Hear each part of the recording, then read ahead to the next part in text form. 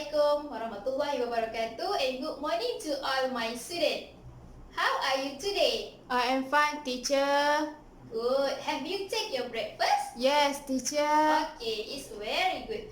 So, before we start our lesson, I will show you about the several pictures. Okay, wait a minute.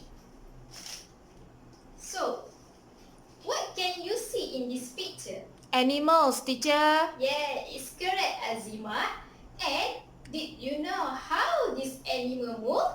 Yes, teacher. Can you spot the different movement on this animal? Yes, teacher. Okay, let me ask you. For the snake, how the snake move? Crowding. Crawling. The snake is crawling. And the second is fish. How did the fish move? Swim, teacher. Yes, it's correct, Ezra. And then tiger. How did the tiger move? Walking, teacher. Yes, it's correct. And how about the snake? How did the snake move? They did not have leg. I don't know, teacher. The snake is moved by the slithering on the ground like this. And then, how about the birds? Fly, teacher. Yes, correct. Birds fly in the sky, right? Yes. And then, kangaroo. How did the kangaroo move? Hopping, teacher. Yes, hopping and jumping. How about the horse? I don't know. You don't know. Okay, so the horse is in the picture the horse is jumping. Okay, and then okay. So actually our lesson today is about the chapter 6, support, movement and growth in animals. So before we start with our subtopic, I will explain about the success criteria that students need to achieve at the end of our lesson today. Okay? First, students should be able to explain the different types of support in animals, including the example.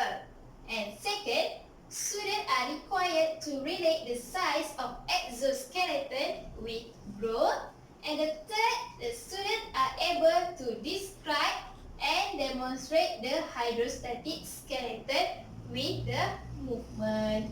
So, I want you to take out your textbook and turn to page 114. Okay? So, please pay attention through this lesson. Okay? So, Okay. first, we are going to learn about the type of support in animals. Type of support in animals consists of three. First, it is endo. Can you repeat after me? Skeleton. Skeleton. So endo means inside. It is mean in the animal's body, their internal skeleton. Okay. So the type of support, endoskeleton is the type of support for all vertebrates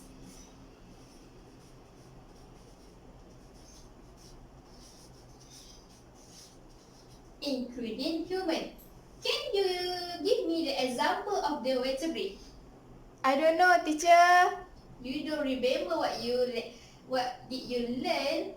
Okay, so vertebrate is consists of the mammals, birds, fish, like I show you just now, and birds. Okay, so this type of endoskeleton is play role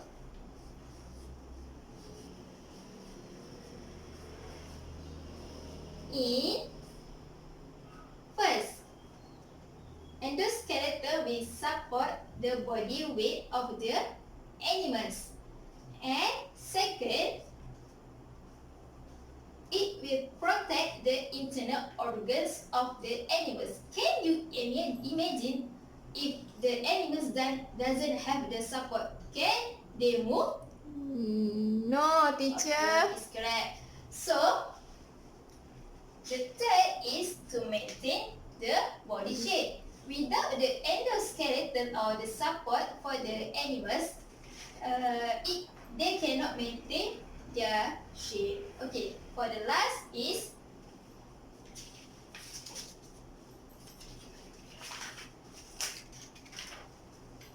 the endoskeleton is also important for the attachment of the muscle to move the body part. Okay, are you clear, guys? Yes, teacher. Okay, so what is the example of the endoskeleton?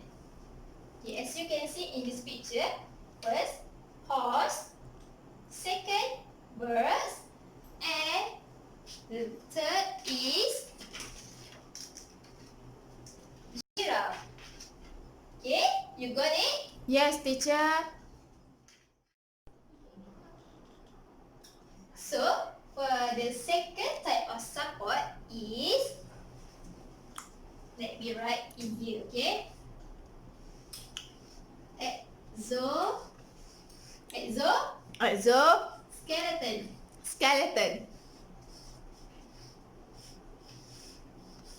So, X means exits, right? So, X means outside of their body. So, the exoskeleton is the external covering for the body in some invertebrate animals. So, the type of support for most invertebrate.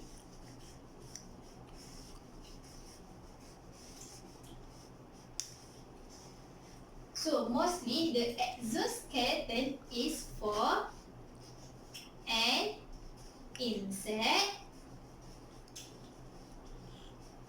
arthropod, and the animals that have hard covering in their body. So, exoskeleton is made up of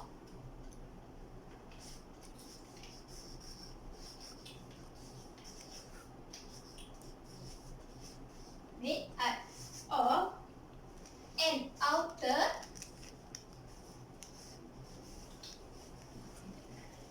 chitin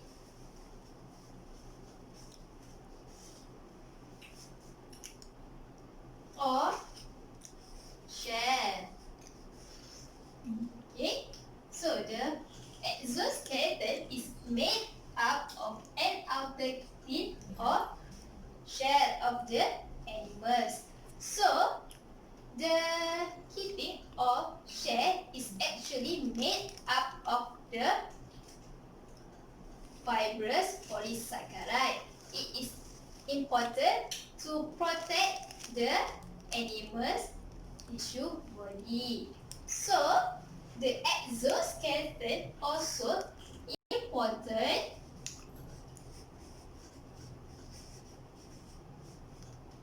to first to maintain the body shape of the animals or an insect, and to support their body weight, and to support their internal organs of an animals, and the last one is it is also for the base of muscle attachment.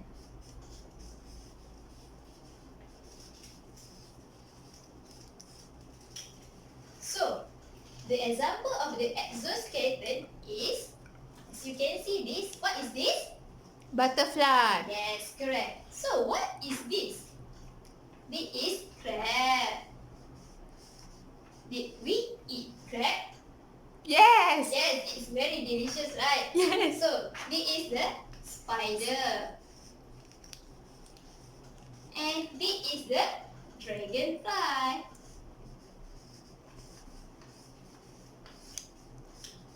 Actually, some of exoskeleton or the animal of an exoskeleton also become the type of food source of animals like the crab.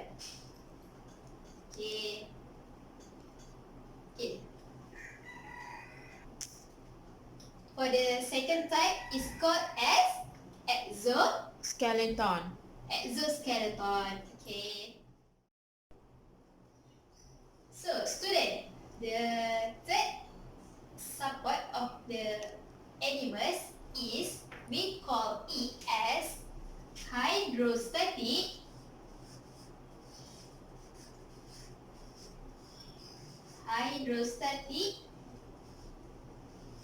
skeleton. Okay.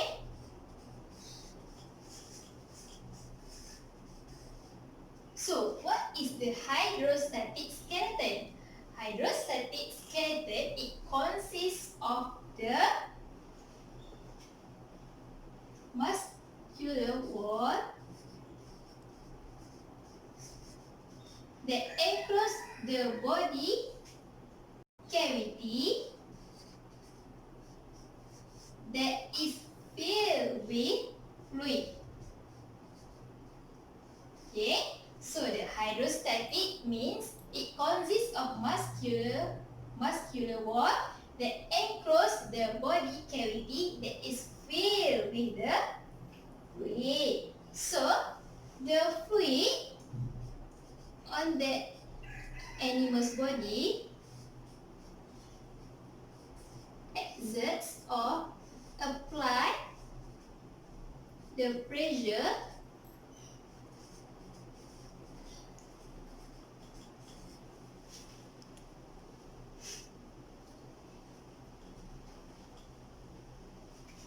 on the muscular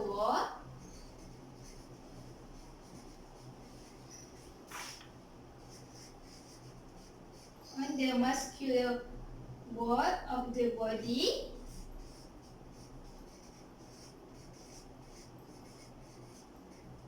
in all directions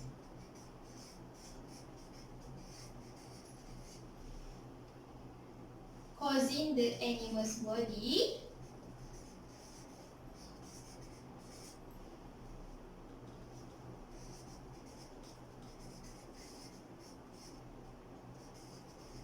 to be firm.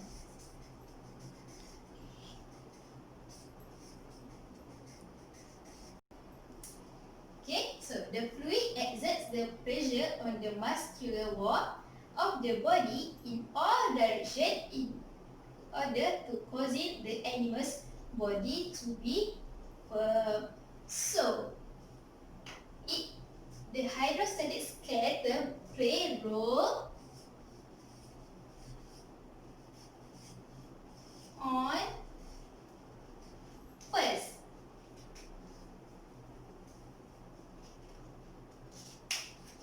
to maintain and control the animal's body shape. With the hydrostatic skeleton, the animals can maintain their body shape. Second, for the movement of the animals. And the third is to support the muscular antagonism. Antagonism means opposing direction, and the implication force and the displacement of muscle contraction. Implication force is because they have the hydrostatic pressure on their body. So, the example of the hydrostatic skeleton is such as jellyfish, starfish, and caterpillar. Okay, can you give me an example of this kind of the hydrostatic skeleton? No, I don't know. Okay, so a worm also is one of the example of the hydrostatic skeleton. So, are you still okay? Yes, teacher. So, I want you to form a group, and each group consists of 5 persons, and then I want you to construct a mind map about the type of support in animals. So, I will give you about 3 minutes, okay? Let's start. Okay, teacher.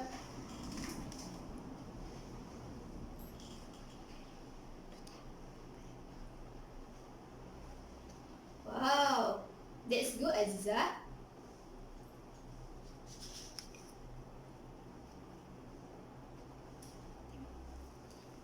Okay guys, this time is up. Okay, can you give me your word, task word? Okay, that's good, Azima. So this is the Azima. This is the from the Azima group, Azima, and and the others make this type of the my method of the type of support in animals. So we can see the different type of the support, which is endoskeleton, exoskeleton, and the hydrostatic skeleton. Okay. Okay, it's good, Azima. Okay, now we are going to learn about how to relate the size of exoskeleton with the growth. So basically, the growth curve of the organism or the animals is in a seed-board shape or like the S shape, as you can see in this picture. Can you see? Yes. Okay, so but for the exoskeleton animals, they are very special and different and unique. This is because the exoskeleton of this type are made up of kidney and shell that is hard, so they are unable to expand their body and to grow.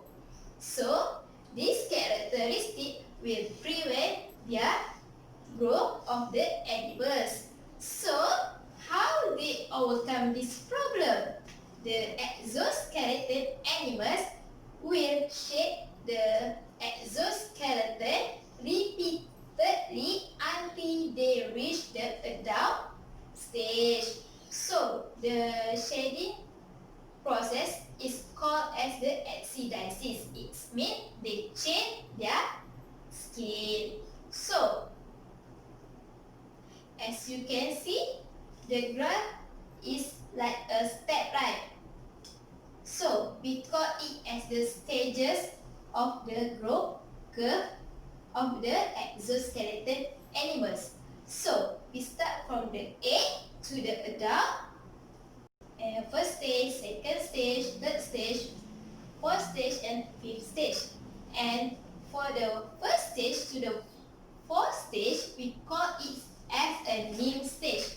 That is the stage where the immature form of the invertebrate undergo the metamorphosis process before they reach the adult stage.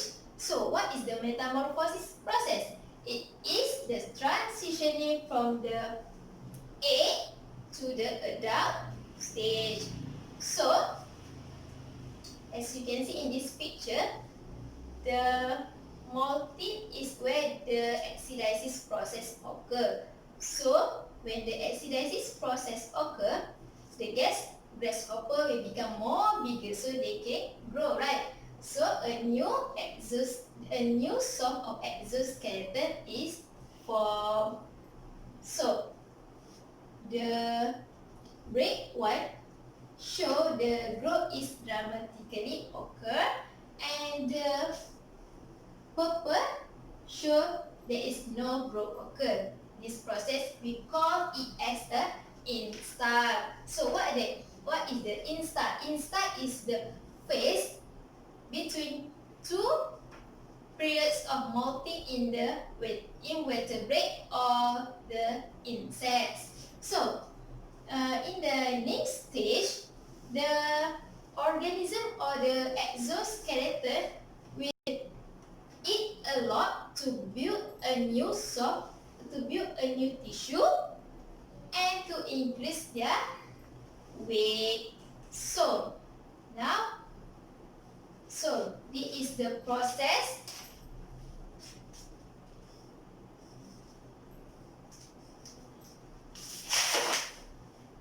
This is the process where the insect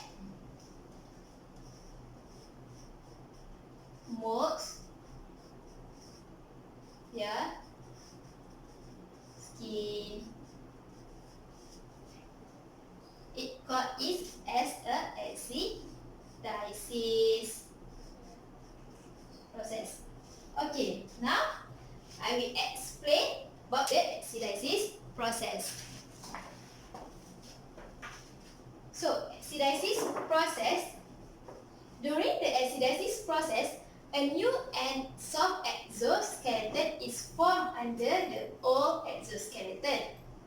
And in this process, they will suck in air to expand their bodies.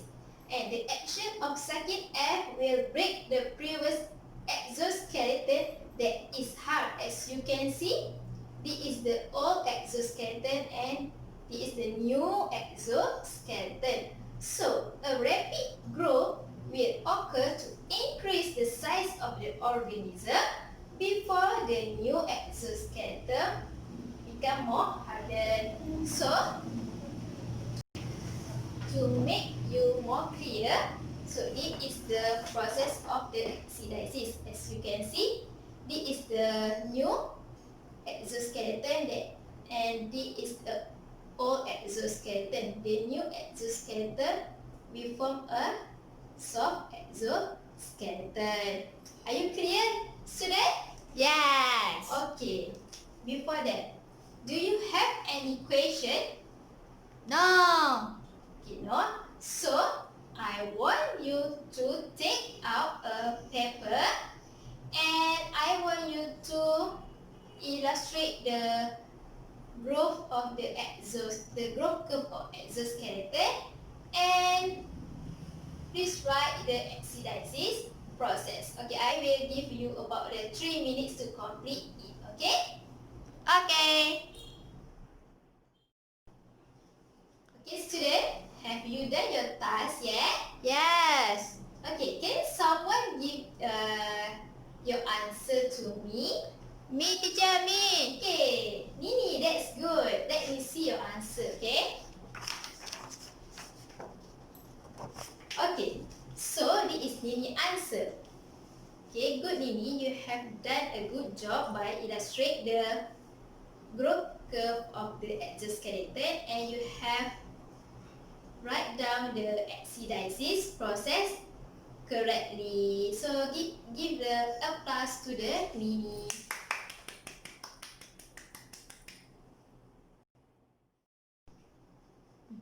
So for now, for the last subtopic, which is to describe and to demonstrate the hydrostatic skeleton with movement.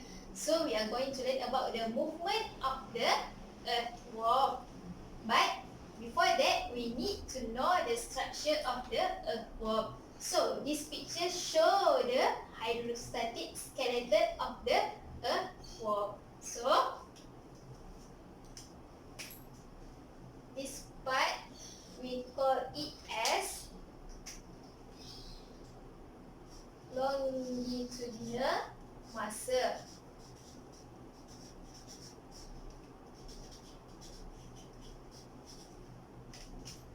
And this part we call it as circular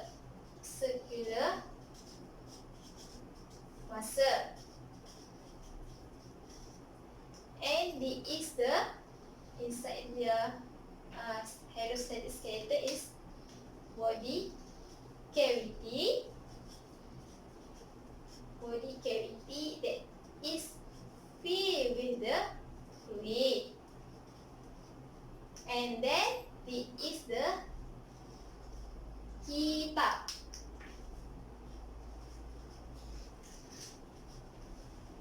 So this is the cross section of the hydrostatic skeleton. As you can see, this is the circular muscle, this one, and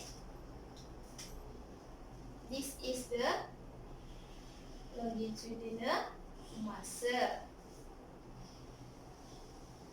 So both of the circular muscle and the longitudinal muscle will act antagonistically to help the movement of the earthworm. So before I explain about how the earthworm move, we need to know the part of the earthworm body. So this part is we call it as a posterior at the rear end, and this part is the anterior, the front end. So the upper part we call it as a dorsal and the lower part we call it as a ventral. So D is the kita. So when the anterior part, when the earthworm move to the forward, the circular muscle at the anterior end will contract. So when the circular muscle contract at the end of the anterior, the hydrostatic pressure will transfer the fluid in the body at the rear end of the body. So the compress of the fluid and the compress of the fluid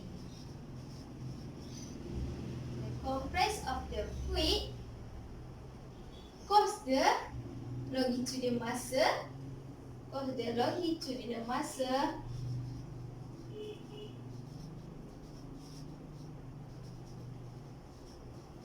to become lengthened and thinner. So the segment will extend and move forward. So the kita at the body will release the grip on the ground so that the body of the earthworm can move forward. So next, following the extension of the movement, the longitudinal muscle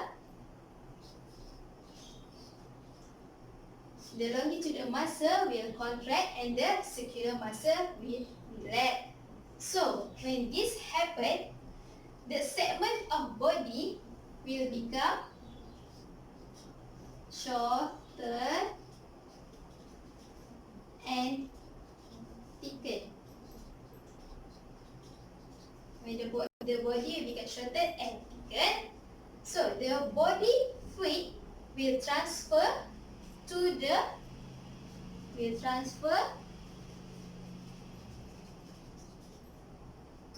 the shorter part, and by the hydrostatic pressure causing the rear end to be stretched to the front, and the segment now, as you can see in this part,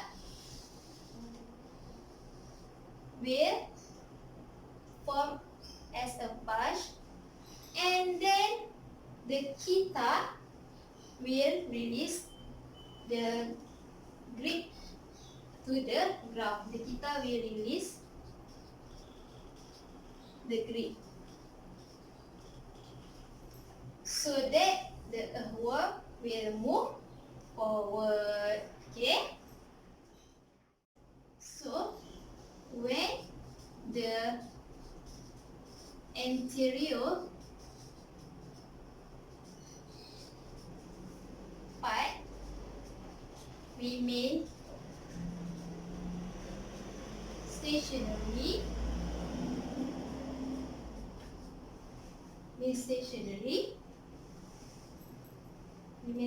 the wave contraction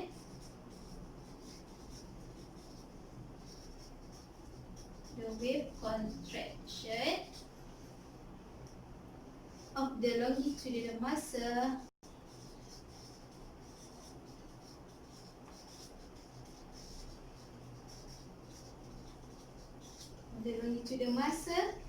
continue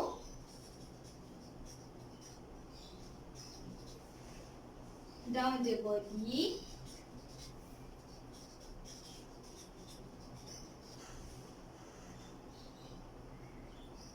pulling the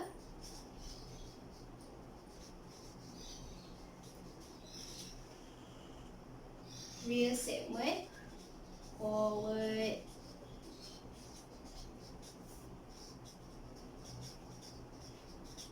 So the fluid will transfer to the front, or the fluid will transfer to the front So,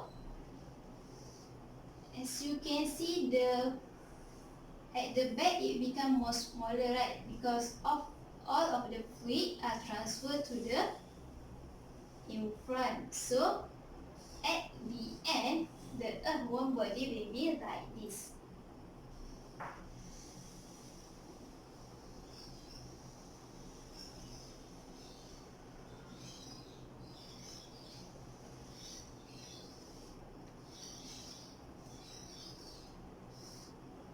Okay, like this.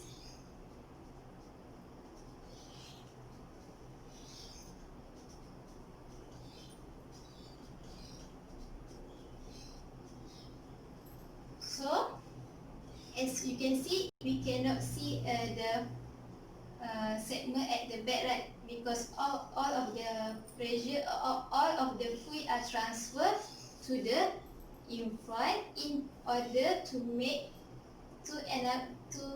the earthworm are able to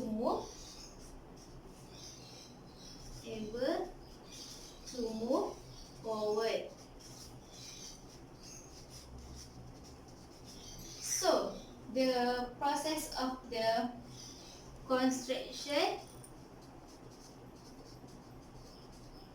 and relaxation of earthworm will act antagonistically in order for the movement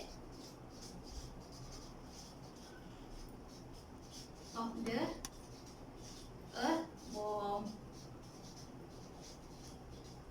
So, from this, the earthworm will be able to move from one place to another place with the process of the contraction and the relaxation of the longitudinal and the circular muscle. So, now we are at the end of our lesson. So, do you have any question regarding to our topic today? No. Okay, so let's recap what we have learned today. First, we have learned about the three types of support, which is endoskeleton, exoskeleton, and the hydrostatic skeleton. And second, we can relate the size of exoskeleton with the group by illustrating the group curve. And the last, we are able to describe and demonstrate the hydrostatic skeletal movement of the earthworm body. So, I want you to make a revision after this. Okay? So, that's all from me. We will continue to do some activities later. Okay, Assalamualaikum warahmatullahi wabarakatuh and thank you.